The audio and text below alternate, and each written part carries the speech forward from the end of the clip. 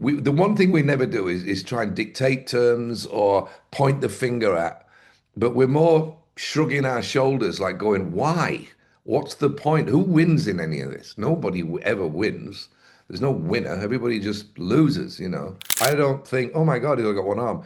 I just think, yeah, solid as a rock. It's not something that enters my head because it happened so long ago. It's just accepted now, you know. But of course, if you put me on the spot as you have in that respect, and I have to analyze myself quickly. What do you think? Yeah, it's an insane situation. You hear a song and you think it's awful, and you go, "Well, I'm definitely never going to go down that route." You've learned something right away that avoid. And then you hear another song and you go, "God, I wish I'd written that." So music, that in that respect, we wouldn't be listening to our own records had we not heard them in some other medium first. I'm absolutely thrilled to bits. It's my hero in rock music, Joe Elliott. And what a moment it is for us in India. They've just played Shillong in the Def Leppard live tour. And post Shillong, they play in Mumbai tonight at the Geo World Garden. And then the party moves to Bengaluru on March the 29th. From me, Hrishi K, and everybody at Radio 1, Joe, thank you for doing this. How are you today? You're very welcome. I'm fine. I'm good. I'm just chilling out in my room. Excuse me. Before the we go down and start getting ready for our big show tonight. It's amazing to think after 49 years of being a band, we've never actually played a tour of India before. Joe, I have to take you back to my childhood. In India, we didn't get VHS tapes of Def Leppard concerts. I had a friend who was going to the US and he got me a VHS tape from a show at Denver, Colorado. This is the Hysteria tour. And I Hmm. remember playing it so many times that the tape got worn out. That's Yeah. how much I was in love with And that. God invented DVDs, you know. Yeah. Well, we were here 28 years ago for a few days to do the awards ceremony. We did a show where I remember Sting was on. He played with a tabla player, couple of Indian instruments as well involved. Just did some, I don't know, rework of one of his older songs. And I think we did Pour Some Sugar on Me. It was just a TV thing, and that was it, and some press. And that's 28 years, and it's taken us this long to get here. But as I've always said, you know, when people say, "Why is it taking so long?"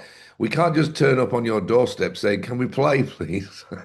We have to be invited, and it has to go through all the grown-ups and all the procedures of, you know, logistics of doing shows, and it finally came to fruition this year, which is amazing for us. And we had a fantastic start the other night in Shillong because we, you know, we obviously, as long as we've been doing this, we don't know what to expect until we set foot on the stage.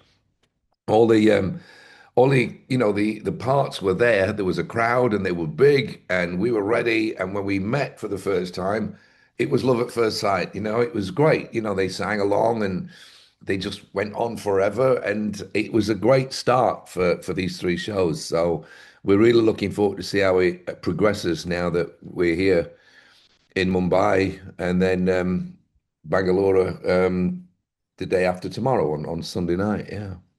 I'm wearing a t-shirt of my favorite band. Yes, you are. Good I don't know man. if you've heard of I'm Def wearing Leppard. one of my favorite bands. Yeah. Look at that. I have heard of Thin Lizzy. If you've heard of Def Leppard, I have heard of Thin Lizzy. How lovely. How lovely. I'm going to start with Gods of War. I mean, it's a song you wrote on the Hysteria album. The beginning drum solo has a distortion, I imagine, done on purpose. Dum, dum, dum, dum. Oh yeah, yeah. It's just for the power, for sure. Yeah. Tell me about the song and its relevance across the ages. Look what's happening in the world today, Joe. Yeah. Well, we're not a political band, but we're not stupid either. Our angle when we first started this off was always to entertain.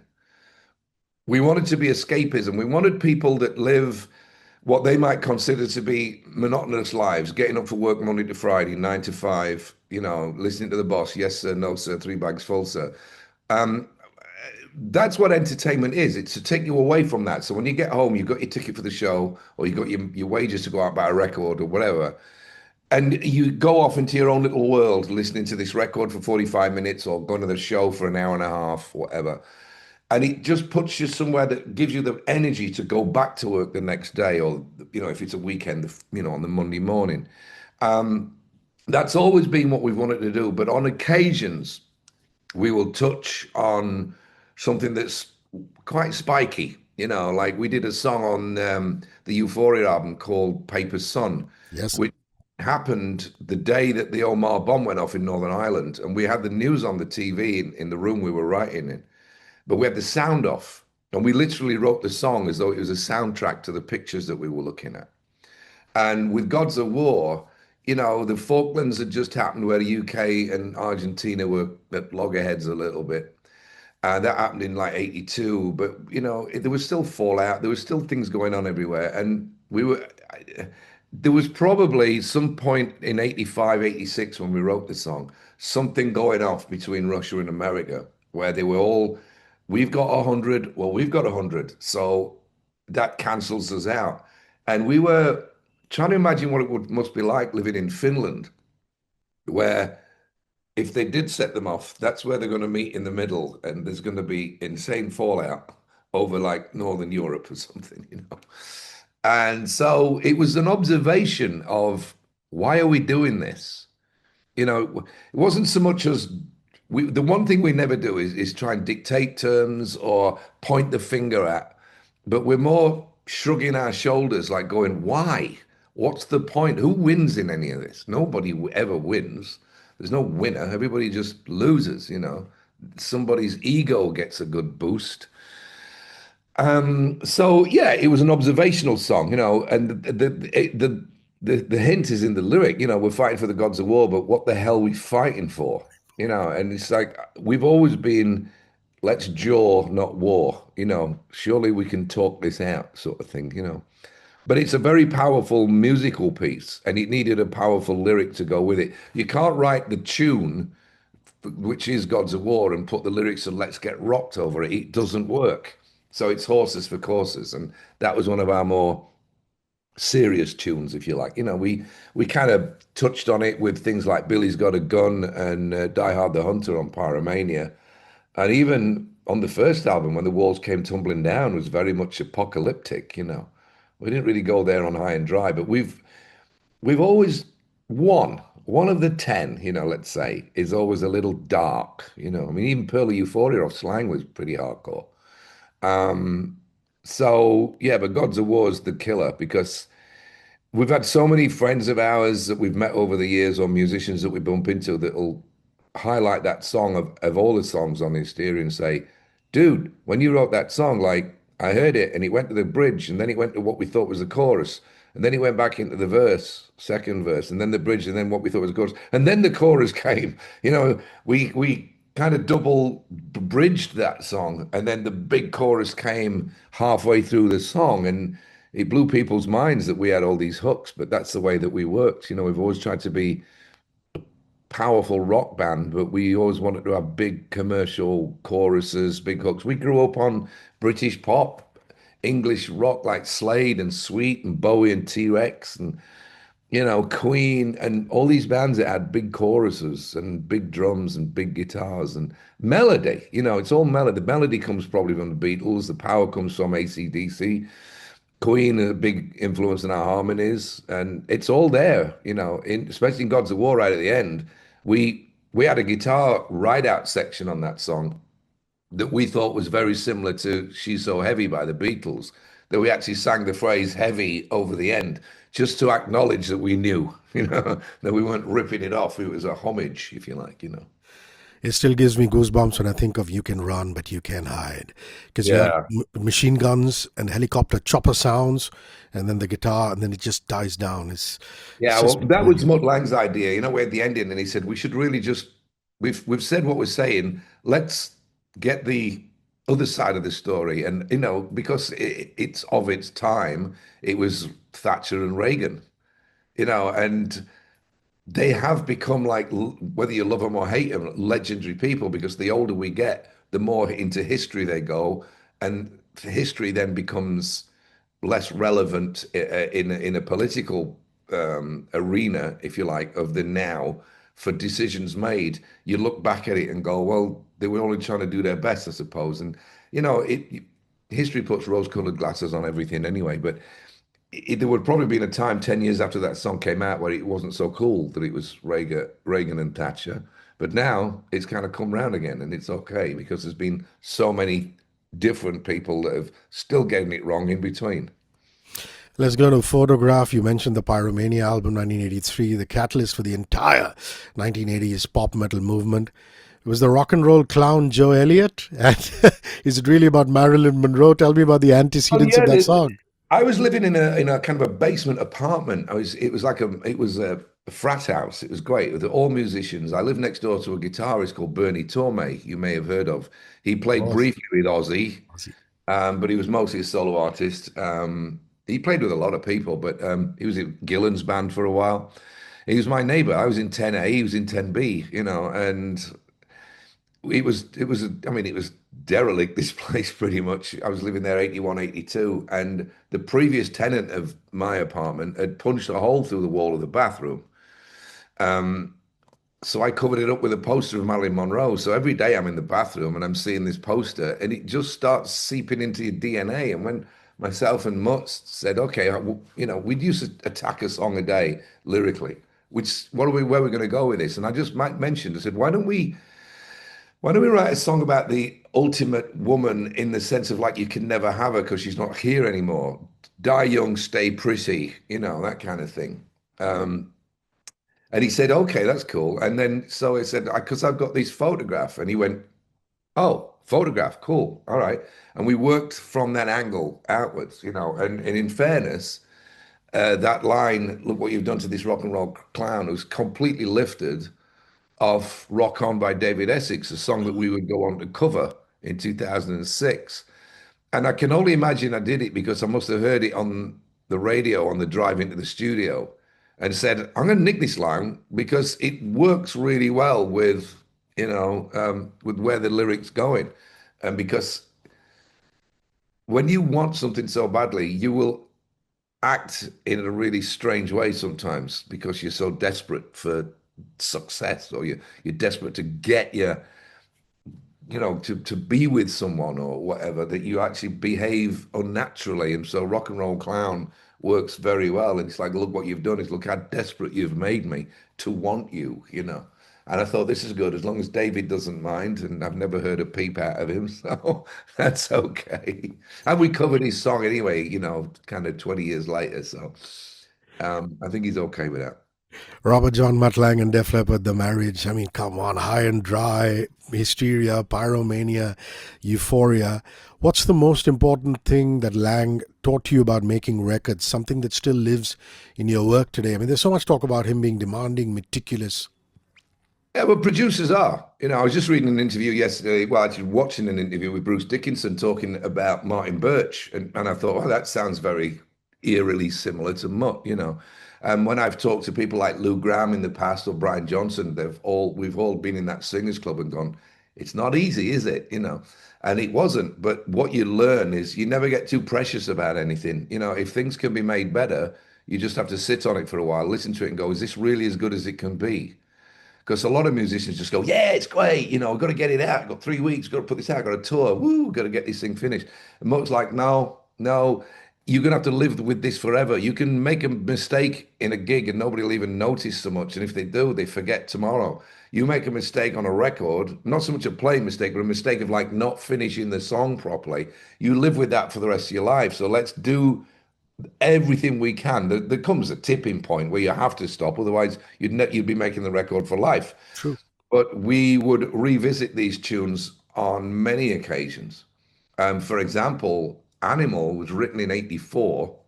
We had all the vocals, lyrics written, melody was fine. But as we went through doing the record '84, and when we started recording properly with Martin, like maybe late '85 into '86, the backing track started to sound a little dated. But Mutt really loved the melody of the lyric and the lyric of the vocals. So what he did is when he put the multi-track on, he just put the drums and the vocals up. And he said to Steve and Phil, just play along and see if you can come up with something different. And they came up with what we have now, which is timeless, which the other one certainly wasn't, because the other one was already out of time. And that was like 1985, '86 maybe. And all of a sudden that song just like elevated to another level. And that's a great example of don't just say, okay, I've written a song, it starts here, it's got a middle bit, and then it ends. So we learned a lot from him, and to the point where everybody that contributes songwriting to this band now can literally write on their own. We don't have to just keep pulling out the riffs and gluing them together. The Diamond Star Halos is a great example because we were in COVID. We had no option but to just deliver tunes to each other. But, we learned many years ago how to write a song. It's just that when you work with Mutt, he would just take that opportunity to say, well, let's just try this slower, faster, change the key and stuff like that. What we've already done when I present a song to the guys, I've already gone through that process. Yeah. I've found the key that suits my voice best for for who I am now. I'm not 22 anymore, so we think we change, we make sure that it sounds right. So we kind of go through that process as individuals and then present the song. Nobody in this band would present a song to the other guys if they didn't believe that they'd like it. So, or at least accept the fact that it's valid. Because sometimes we might go, I don't really get where you're going with this, but if you're happy with it, I am too. Because you can't expect five people to all think exactly the same about every song. Everybody in this band, if you say, what's the least important song on Hysteria? We'd all have a different opinion, Wow. you know? But that's why it's a cooperative. We're a band, McCartney and Lennon would have been the same. This, Jagger and Richards would be the same. Some of the songs that Paul wrote, I'm sure that Lennon went, not for me, but whatever. I mean that's what it's like to be in a band. The cream rises to the top, and there's always one or two or hopefully seven or eight where everybody goes, wow, that's really good. And then you're on to a winner. Joe, even though we're 22 million in Mumbai city, the hotels, the malls, and the McDonald's came later, at the heart of it, it's a working class city. And Yeah. boys like me, working class boys who dreamt of being on the radio and meeting Joe Elliott, even if it's on video, we fulfilled our dream. Sheffield is that. I mean, much smaller though. Working class grit. Is that the hunger and drive that made Def Leppard what it became? I believe so, yeah. We came from parents that lived through World War II. And when I say lived through it, I mean really lived through it, as in like evacuated every 5 hours into bomb shelters because the Germans were dropping bombs on the factories because they were making the bullets and the guns and the tanks. So Sheffield and London and Belfast, which is where everybody that's in this band now is from, got a good hammering. And that parental guidance that we got growing up, and just the little stories that had come out during dinner. You say, Mom, we not got any sweets. She goes, when I was a kid, we couldn't afford sweets. And you had this beaten into you, comically almost, but, it just made you appreciate, they had ration books and no food and one egg a week. All these stories had come out from aunties and uncles, and they'd get together and say, they'd have their reminiscing time, and the kids would be sat on the floor listening to these stories, like going, wow, that's wild. I mean, I could tell you thousands that my dad told me, but they sink into your DNA and they seep in, and you live by those rules yourself. I mean, obviously you progress because, like, come 1976, we had things like punk rock really taking off in England. So people weren't wearing suits and ties and bowler hats. They were sticking safety pins through their nose and getting spiky hair and pogoing and spitting and singing songs like Anarchy in the UK and stuff like that. Sex Pistols. And we were 16, and it was like, we thought, my parents thought the Beatles and the Stones were like, whoa, they're like from another planet. When color TV came in for us and we saw Bowie and Bolan, and Roxy Music, we literally thought they had come from another planet. But then, you by then you're 12, you're forming your own opinions on things, and your musical tastes are your own, not your parents. And then you get to 16 and you see the punk stuff coming along. And it was all born out of working class kids. Nobody in a punk band had rich parents, they wouldn't have been accepted. So, Sheffield was very industrial, I mean, obviously there's areas of Mumbai that are far worse than Sheffield. I can see that from almost out my window at the hotel, and especially driving from the airport. But still, the comparison is similar, even though we weren't it wasn't like it is here, but it's in its own way is similar. We were coming out of there were still bomb sites that hadn't been rebuilt when Wow. the 70s were happening. I mean, I've seen photographs of bands stood on rubble that's buildings knocked down in 1943 that never got rebuilt. So it was a long, long time before it all started to come around, you know. And that working class background of like, you know, you're at school, and especially if you're from Sheffield, you're expected to do one of two things: go down the coal mine or go into a factory. Very few people had education enough to want to work in an office or have the ability to or become a doctor. You know, it's a 1, 2% of the population. The rest of us are all fodder. 32 kids in a classroom, get them through their exams, send them out into the world, and that's what it is. You know, we were lucky that we'd seen a generation before us go, no, not for me. I want to be an artist. I want to be a musician. I want to be an actor or whatever. And they had more chance of getting into it. It was an elitist thing when it was Humphrey Bogart and Clark Gable. But then it became a bit more accessible to normal folk. And the same thing with music. And as much as we're not a punk band by any means, but specifically me and Phil, love it to death because when you saw punk bands who couldn't really play getting on top of the pops, you're thinking, well, I could do that. So it made you want to try harder to get an instrument and learn to play. I was lucky. My mom, at the age of 36, bought a guitar and taught herself. I watched her do this at the age of 8 when your brain is a sponge. And I learned to play 5 chords taught by my mom. I was writing songs by the time I was 8. So it was in my DNA to do this anyway. So I was as much. I told my careers officer at school when he asked me what did I want to do for a living. I said I want to be a rock star, and he just laughed at me. Footballer or a rock star? I mean, I had that dream, you know, and you win the lottery when it actually comes true, you know. What does it mean to you, Joe, sir, to look back and see Rick Allen playing behind you and have him do that night after night on stage? I mean, I take you back to 1984. He loses his left arm, but you waited for Rick, and that's loyalty. That's the band, and also Rick doing what he did, coming back and playing. Would you say the single most defining moment in Def Leppard's story would be It's having him back performing? yeah, it's certainly up there as part of it. You know, I mean, we've gone through many traumas, you know, and they on different levels. You know, even when we had to kick Pete Willis out of the band, it was traumatic. I mean, by comparison, nothing like, but you know, Steve Clark losing his life would probably be the ultimate. But for Rick to still be alive after what happened to him and to come back and be able to play the drums for twice as long as he ever had 2 arms is quite an astonishing feat. I mean, the highest compliment that I can pay him is that when I'm facing the crowd and he's behind me, I don't think about it. You know, he's just playing away. I don't think, oh my God, he's only got 1 arm. I just think, yeah, solid as a rock. It's not something that enters my head because it happened so long ago. It's just accepted now, you know.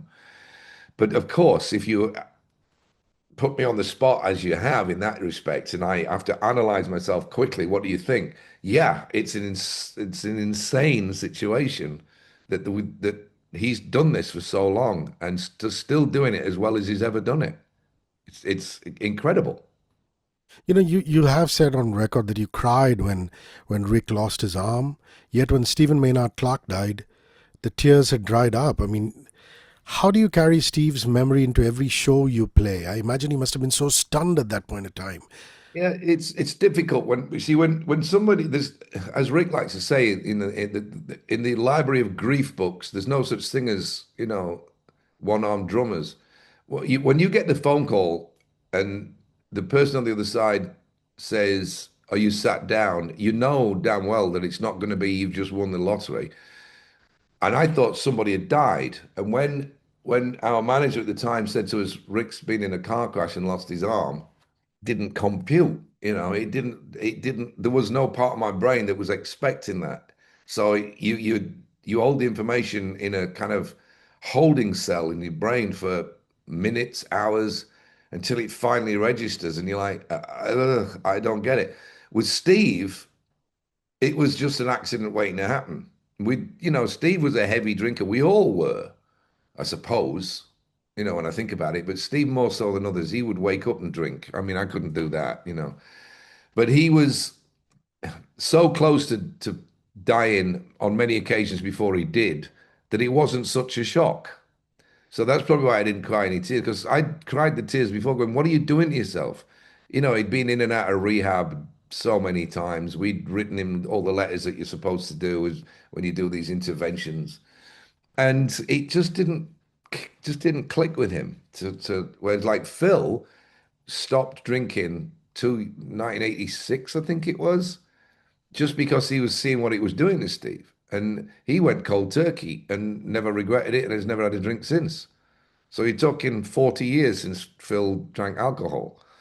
Um, he had the willpower to do it that Steve didn't. Bless him. I mean, not a criticism of Steve at all. It's just different people. Steve was very creative, but he was also very he was unsure of his talent. He didn't think he was worthy. And no matter how many times we told him he was, because he'd come up with all those riffs and things like Gods of War. It's like, wow, man, nobody does this kind of stuff. It's like you've taken Jimmy Page to the next level, Alex Lifeson to the next level. He was a very important part of the band. But at the same time, as a stubborn group that we are, we didn't want to do what Zeppelin did and say, well, we've lost John Bonham, so we're not going to carry on. We didn't think it was right. We also wanted to do it as a tribute to Steve, but it's like, this is our livelihood. This is our dream. It shouldn't come to an end just because one person passes away or leaves, or gets kicked out, whatever transpires when a band has a lineup change. It's nobody wants one, but sometimes it's just necessary. And with Steve, it was just unavoidable. We had no decision in this. It was his decision. And we were on a 6 month hiatus. We'd given him 6 months away from the band to go fix himself, and we'd try and carry on working as a four-piece. But he didn't really take that opportunity the way that we hoped he would. So that's probably why the tears dried up because there was a lot of frustration and anger mixed in with the sadness of him passing away. But we think about him I'm not going to say a daily basis, but we do White Lightning in the set on this tour. And it was written about Steve. And every time we finish the song, blow a kiss to the sky. So at least every gig is always in the back of our minds. Tangiers, Sheffield, Vancouver in a single day. Three concerts in three continents. 1995, you enter the Guinness Book of World Records. What were you thinking? That's insane. What was the moment you knew you'd pulled it off? Well, it was actually wasn't Sheffield, it was London. But yeah, London. you're right. Yeah. Okay. It was a suggestion by our record label. And once we kind of went, what, are you mad? And we went, yeah, but you know what? In fairness, why are they coming up with these plans? Because they're sitting around going, we need all the publicity we can get. It's 1995. It's not a great time for the band. It's a greatest hits album. What can we do to raise awareness that we're still around? And it certainly did because we took a plane load of journalists with us down to Tangiers, and some of them even came to Canada, to Vancouver, because I think it was Vancouver. I mean, it was so weird. I don't remember what we did because you're surviving on zero sleep pretty much. I don't remember doing the London gig because we didn't get into London until about 9:30. Wow. And then I think I went to bed for like an hour, which is the worst mistake I ever made. And I was just talking complete gibberish between tracks when we did this noon gig. Because a friend of mine who came and says, what the hell are you talking about? I said, I don't know. I'm delirious. I don't know where I am.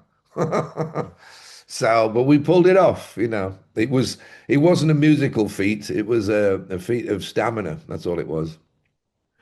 What did you feel day before yesterday night in Shillong when you saw the crowd singing along note for note? What do you think of my country, India?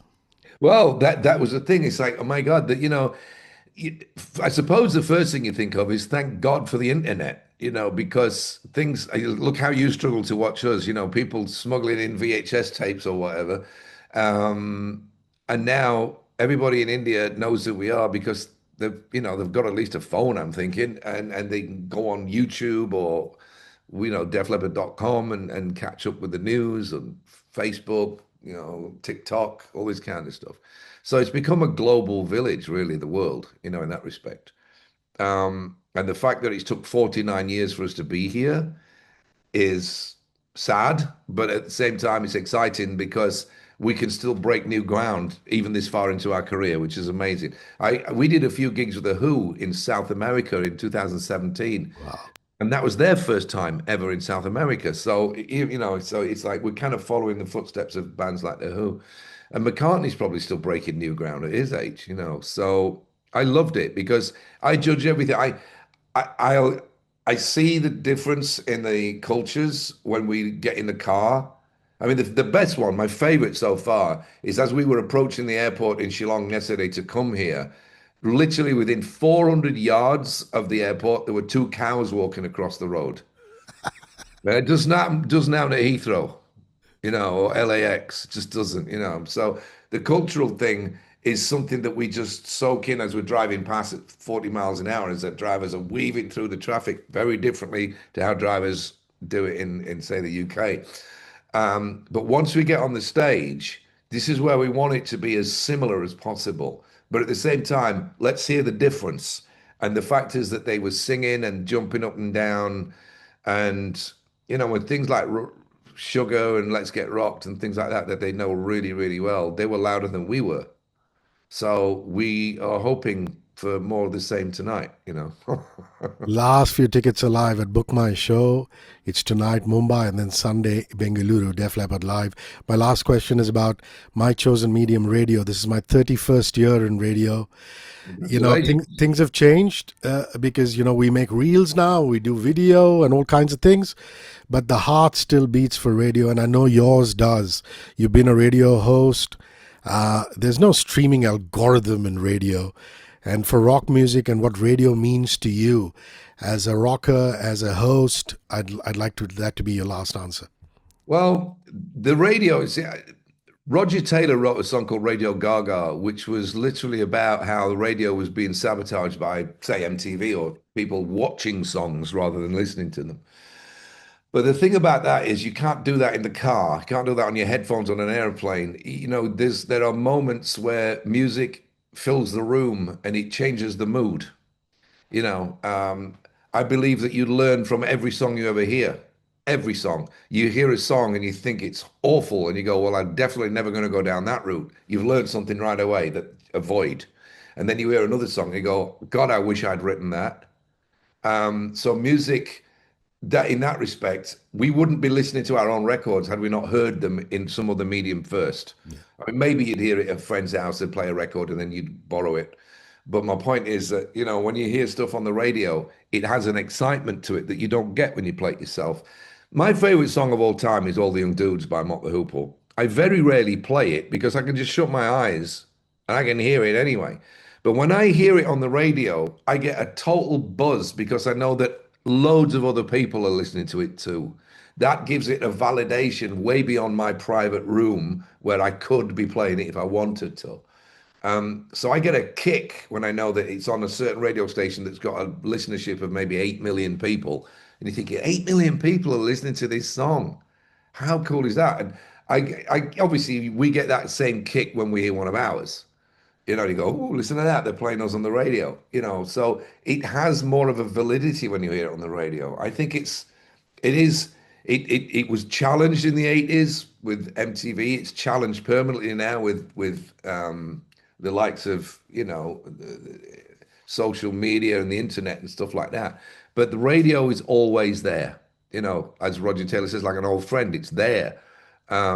And you get fed up with one station, you just hit the button and another one comes on. You've got choice. You can listen to people talk about politics all day, or you can listen to some banging tunes, which is way my favorite thing to do.